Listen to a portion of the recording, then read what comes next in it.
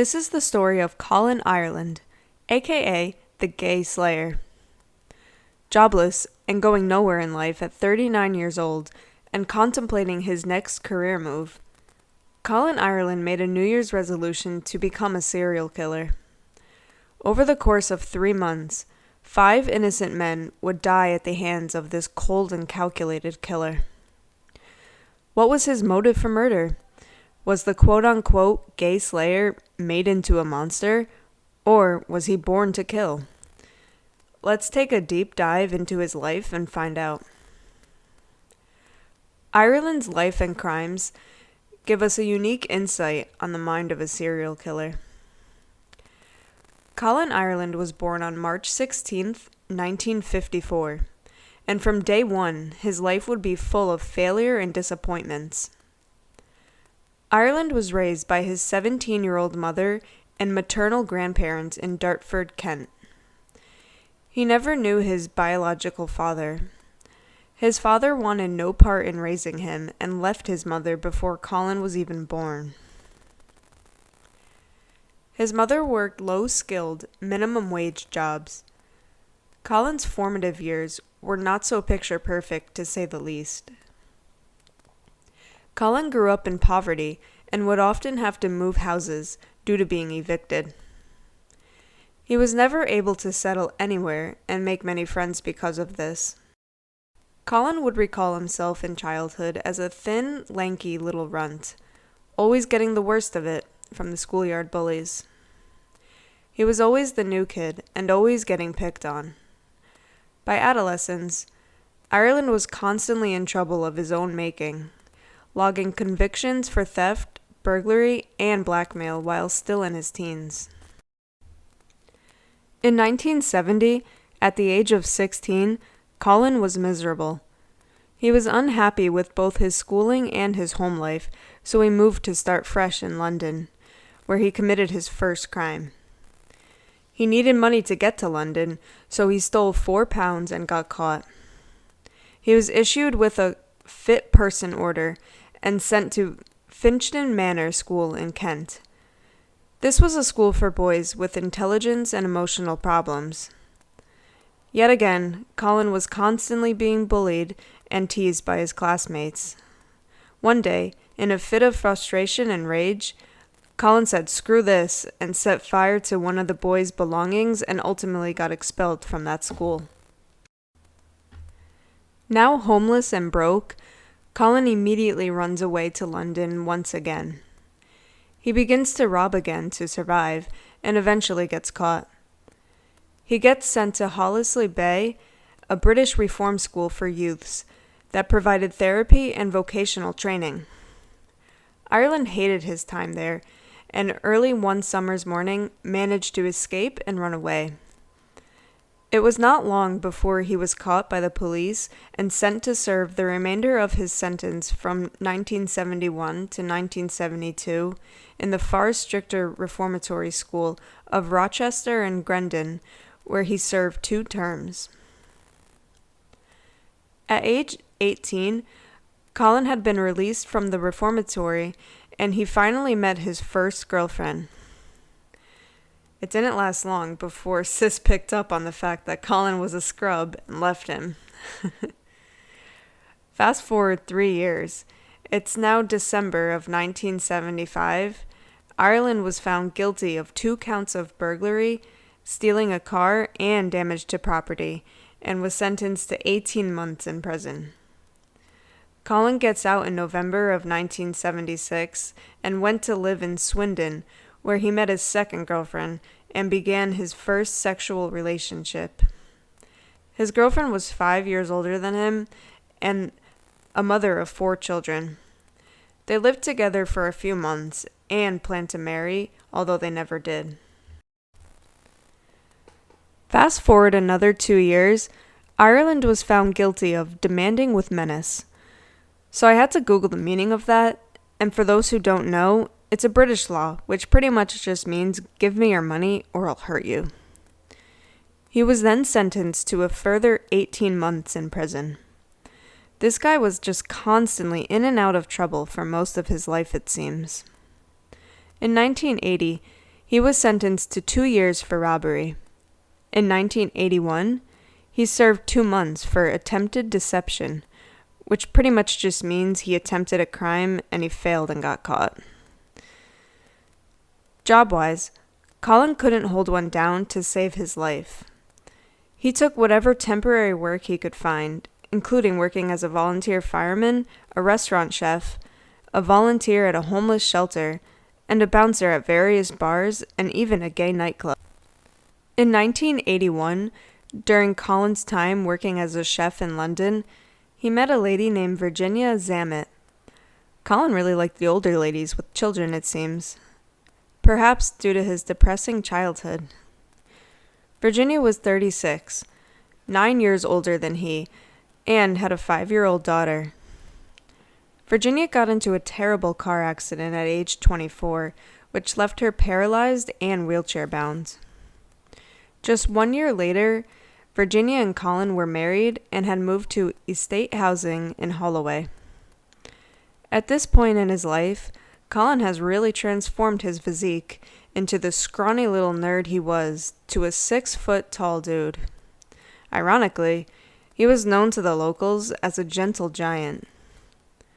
All was well for a few years until 1985, when Colin yet again gets arrested. He was convicted and sentenced to 6 months for going equipped to cheat. He divorced in 1987 after his wife discovered he had cheated on him.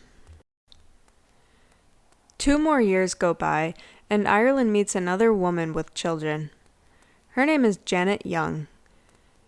She had 2 children, ages 11 and 13, and lived with them above the pub in Devon. Within a week of meeting, Ireland moved in with Young, and within 3 months, they were married. Jeez, and they say lesbians are the U-Haulers. Anyway, things seemed to be going smoothly, but after only 4 months of marriage, Ireland took his wife and her children to his mother's house for a visit. And while they're there, he took his wife's car, withdrew money from their joint bank account, and just ghosted her. That's just nuts. It goes without saying that their marriage ended in a divorce. After getting divorced for the second time, Ireland moves to a coastal town about 40 miles east of London. Ironically, he was working at a homeless shelter, even though he himself was homeless. He was actually really well liked at the shelter, and surprisingly, even felt empathy for the homeless. I found that intriguing he felt empathy, because typically serial killers are immune to empathy. Anyway, moving on. By December 1992, some of the staff began making allegations against Ireland, and he eventually resigned. He was becoming increasingly frustrated by the lack of direction in his life, and was tired of having to continually seek unskilled work. Well, duh, buddy, what do you expect? You've been in and out of jail for most of your adult life. So now that we got the gist of Colin's backstory taken care of, here's the meat and the potatoes of the story. It's now New Year's Eve, 1993. Colin is 39 years old. He's jobless, and he's got no direction in his life. He makes a New Year's resolution to get his shit together and stop getting into trouble with the law. Just kidding. That would be too logical, and we'd end the story right there. Colin's resolution is to become a serial killer. Something he idolized his whole life. He was fascinated by them and meticulously studied them. He learned of a term called geographical profiling, which is an investigative technique that uses the locations of a connected series of crimes to work out where an offender most likely lives and/or bases their activities from. This will make sense when we get into the story. For this reason, Ireland chose London as his murder ground, deliberately misleading the police and keeping them far away from his humble abode in Essex. So now that Colin made this decision, it's time to put the plan into action. He's done his serial killer research and planned out his hunting ground. The next step is to seek out the potential victims. From being a bouncer at a gay nightclub in the mid-80s, Colin was well aware that gay men would be an extremely easy target and, unfortunately, have very little sympathy from the public. Moreover, he was particularly interested in targeting bottoms. Us homos know what this means. Posing as a power top and into S&M, on March 8, 1993, at the Coleherne pub, Colin targets victim number 1, 45-year-old choreographer Peter Walker. This next part is a bit gruesome and graphic, so trigger warning. Bear with me.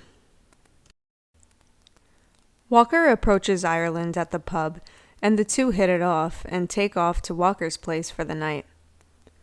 Walker willingly allowed Ireland to gag him with knotted condoms and bind him with cord to the bed for what he thought was some foreplay, but which soon turned excessively violent.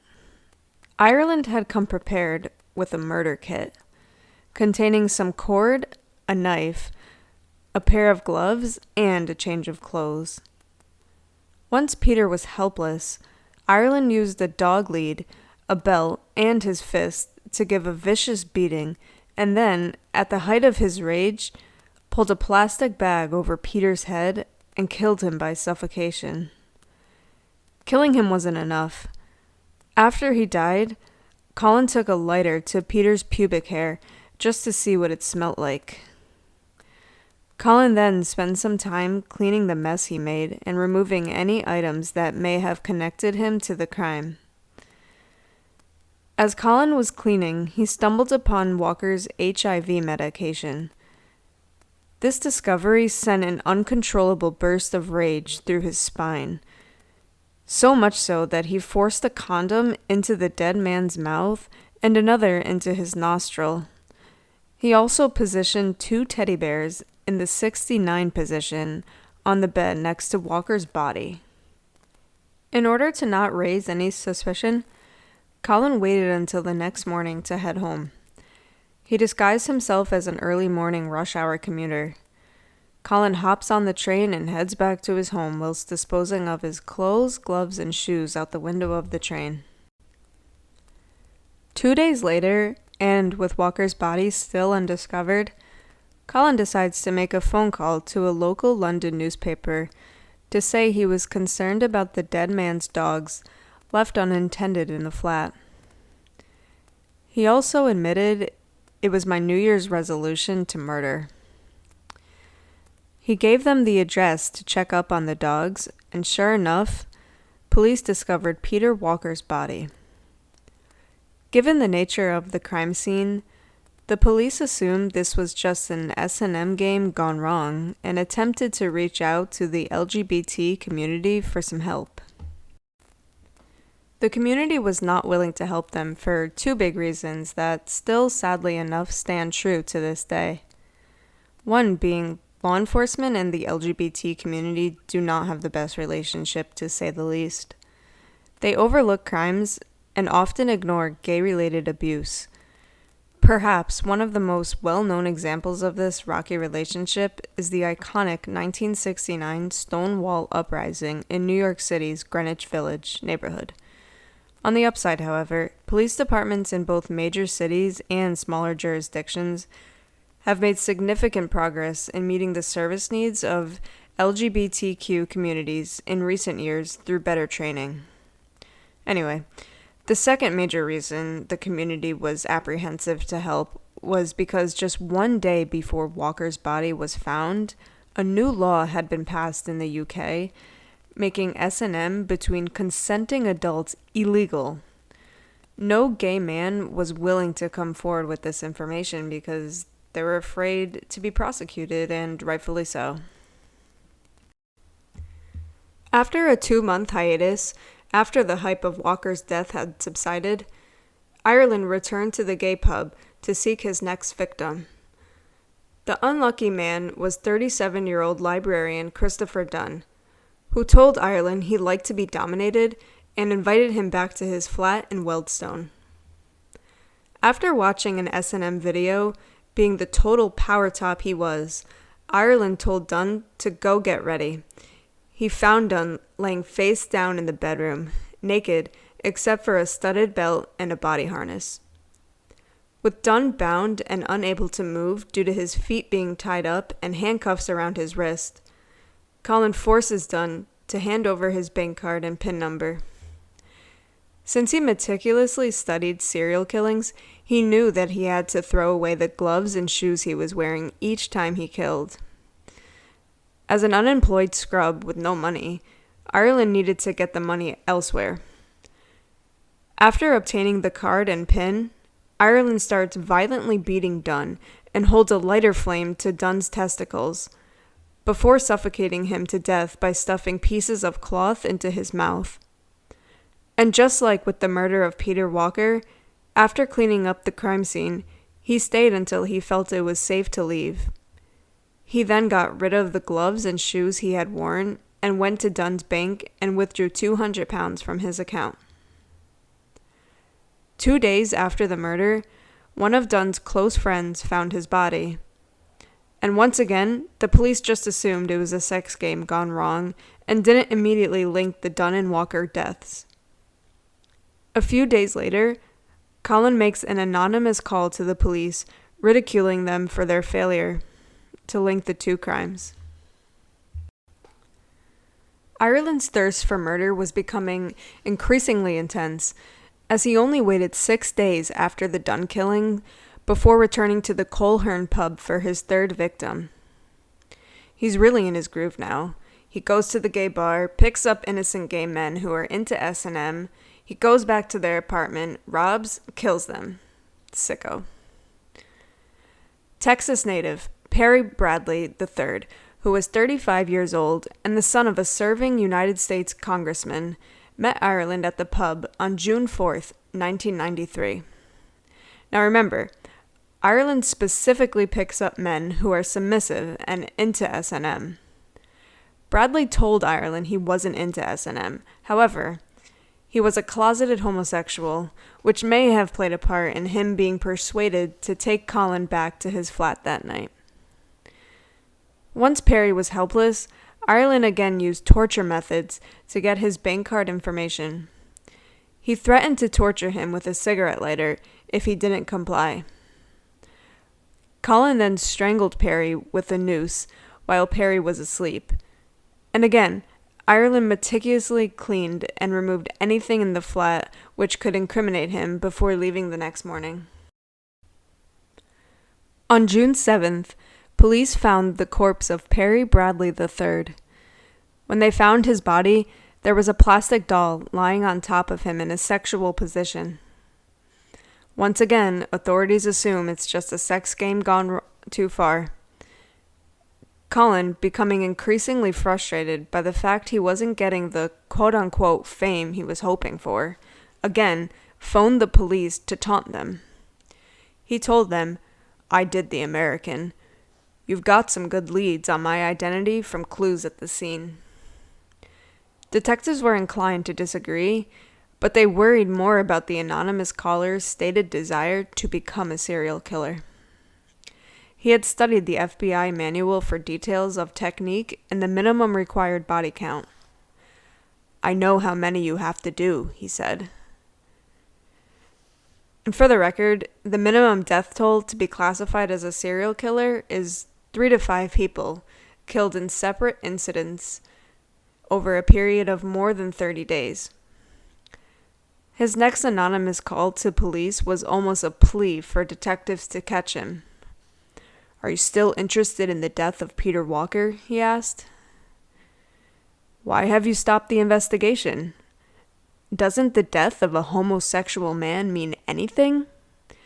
I will do another. I have always dreamed of doing the perfect murder." So Ireland did just that. Just a few hours later, still on June 7th, Colin was back at the Coleherne pub to seek victim number 4. Colin met 33-year-old Andrew Collier, who worked as a warden at a sheltered housing complex. Andrew took Colin back to his flat, and consented to being tied up and handcuffed. And just like clockwork, Ireland demanded his victim's bank card and PIN. This time, however, the victim refused to comply. Angered, Ireland strangled him with a noose. During Colin's routine cleanup, Ireland finds Collier's HIV medication and goes mad. He began to burn parts of Collier's body and strangled his cat to death. Like, really? Why do you gotta bring the cat into this, bro? Shortly after, similar to the other victims, he felt the need to humiliate the corpse. He put a condom on Collier's penis and one on the cat's tail. Then, he positioned the cat with its mouth on top of Collier's penis and tail in Collier's mouth. So, despite the fact that Colin on multiple occasions now has called police to warn them of a serial killer on the loose, upon finding Collier's body, police finally begin to suspect this isn't just an S&M game gone wrong. There really is a serial killer out there. The Walker and Collier crime scenes were very similar, so police finally began to question if they could possibly be linked. The police got lucky and were able to match a set of fingerprints Colin had left behind on a window in Collier's flat. So, just a couple of days later, it's now June 15th, Ireland met 41-year-old Emmanuel Spiteri at the good old Coleherne pub. Just like the previous crimes, the two traveled back to Emmanuel's flat for some fun S&M. Wasting no time, Colin immediately bound Emmanuel to his bed, handcuffed him, put a noose around his neck, and, of course, demanded his bank card and PIN. Ireland then strangled Emmanuel with the noose. He did his routine cleanup and waited until the morning to leave. Colin attempted to set Emmanuel's flat on fire. However, his fire was a total fail.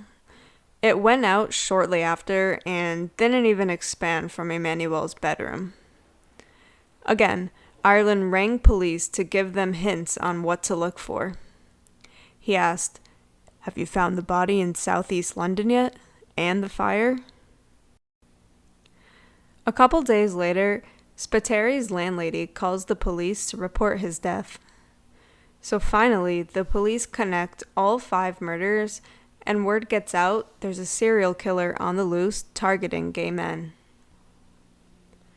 The London police launch a mass publicity campaign, including a televised plea for the killer to give himself up.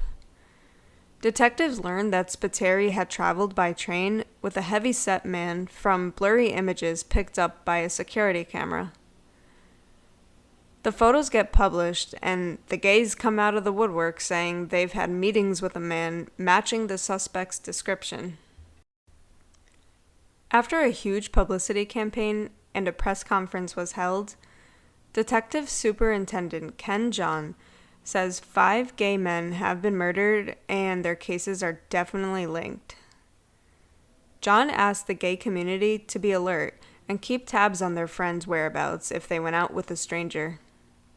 He speculated whether the killer may have AIDS, and the possible motive for murder was revenge. On June 17, 1993, John made a direct appeal via the media to the killer to give himself up. He said he just wanted to talk to him and offer some help. On June 19th, police handed out flyers at the London Gay Pride Festival, pleading for anyone with information to come forward. Then, a psychologist, Dr. Barry, gets involved to draw up a profile of the killer. He thinks the killer is fueled by violent fantasies and that this had nothing to do with AIDS. On June 24th, police issued a description of a man who had been seen with Spiteri on the train on the night in question. White male, aged 30 to 40, over 6 feet tall, clean-shaven, a full to fattish face, short dark brown hair, and dirty discolored teeth. Okay, real quick, like if I ever went missing and the description given was fattish face and dirty, discolored teeth, like I'd be mortified. Anyway, so from this image, they were able to produce an EFIT, which is an electronical facial identification technique, a computer-generated likeness based on verbal descriptions. A week later, on July 2nd, 1993, police released a picture of the man with Spiteri taken from the train's security camera. They appealed for him to come forward, confirming that the lines of communication were open. The next day, the police received over 40 calls, some of which were from men saying they had seen or talked to the man in the Coleherne pub. Then, on July 19th, 1993, Ireland went to his solicitor, admitting he was the man in the photo, claiming that Spiteri was alive at his home with another unidentified man when they parted. This information, combined with the fingerprints Ireland left on Collier's window, was enough for him to get arrested and charged for Collier's murder on July 21st, 1993. 2 days later, he was charged with Spiteri's murder. Ireland was sent to prison, where he continued to maintain his innocence. There was no trial because on August 19th, Ireland confesses to all 5 murders. He gives police a detailed description of how he committed each murder, without showing any signs of emotion or remorse. In this confession, Colin wanted these 4 things to be made very clear. Number 1, that he had not been under the influence of drugs or alcohol at the time of the murders. 2, he was not gay or bisexual. 3, that he had not undressed or engaged in any sexual activity with his victims and gained no sexual thrill from the murders. Lastly, number 4, that he has no grudge against the gay community and that he had chosen gay men as his victims simply due to the fact that they were easy targets. He says he was fueled by extreme male deviancy that triggered his hate that started back when he was a child and his brushes with pedophiles. He says his victims were deviants because they were into S&M. They just happened to be gay. He says, I rid society of vermin and crave recognition as a superior person. Also saying, I robbed those I killed to finance my killings because I was unemployed at the time and needed funds to travel to and from London to hunt for victims. Psychologists saw the strategic placing of items related to childhood on the victim's body, like the teddy bear and the doll, symbolic of Ireland's abhorrence at the loss of innocence. The next day, Colin is taken to the Old Bailey, a famous court in London. Here he is charged with the murders of Walker, Dunn, Bradley, Collier, and Spiteri. He is sentenced to 5 life sentences, 1 for each murder. The judge, Mr. Justice Sachs, said he was exceptionally frightening and dangerous, adding, to take 1 human life is an outrage. To take 5 is carnage. In my view, it is absolutely clear you should never be released. Turns out, Ireland wasn't finished killing. Apparently, while he was in prison, Ireland strangled and killed his cellmate, a convicted child killer. No charges were filed against him since he was already serving life without the possibility for parole. 2 weeks later, Ireland was transferred to a maximum security prison to be kept under closer watch, where he had a private cell. Okay, first of all, why wasn't he already in a maximum security prison? I mean, the dude killed 5 men. I mean, I think he probably should have already been in a maximum security prison, but that's not my call. Anyway, the main thing Ireland wanted was fame and recognition. Once he had committed enough murders to qualify as a serial killer, he was ready to be caught and his story be known. Due to the fact that Ireland had studied serial killers, it was suggested that ex-FBI agent Robert Ressler's book, Whoever Fights Monsters, should be removed from the shelves, as it was certainly something Ireland had read and possibly caused him to begin murdering. Ressler argued that if a person was going to commit murder, his book could not be blamed. So that ends the story of Colin Ireland, aka the Gay Slayer. Colin failed at everything he tried in life, and turns to murder as a last resort for recognition. I definitely would argue he was fighting his sexuality to some level.